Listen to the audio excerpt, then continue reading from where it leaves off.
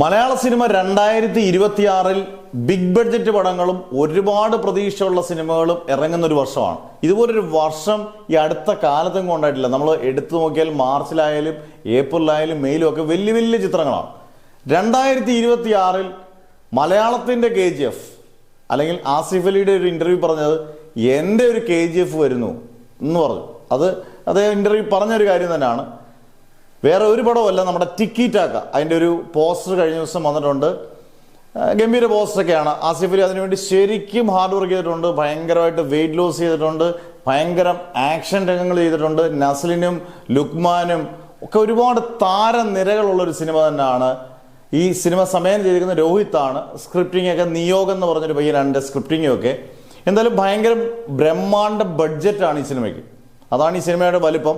ആസിഫ് അലിയുടെ ജീവിതത്തിലെ കരിയറിലെ ഏറ്റവും ബിഗ് ബഡ്ജറ്റ് സിനിമയാണ് ഈ പടം. ഈ പറഞ്ഞ പോലെ ഒരു നല്ല സ്കെയിലിൽ എടുക്കുകയും അതെല്ലാം എടുത്തേക്ക് നല്ല ഗംഭീരമായിട്ട് വരികയും ടെക്നിക്കലെല്ലാം ഗംഭീരമായിട്ട് വരികയും ഒരു കഥാപശ്ചാത്തലം ഒരു കണ്ടന്റ് ഉണ്ടെങ്കിൽ ആസിഫ് അലിയുടെ ഏറ്റവും വലിയ ആസിഫ് അലി ആഗ്രഹിക്കുന്ന പോലൊരു KGF ആയി മാറട്ടെ, മലയാളത്തിൻ്റെ ഒരു KGF ആയിട്ട് മാറട്ടെ ടിക്കി ടാക്ക നമുക്ക് ആശംസിക്കാം.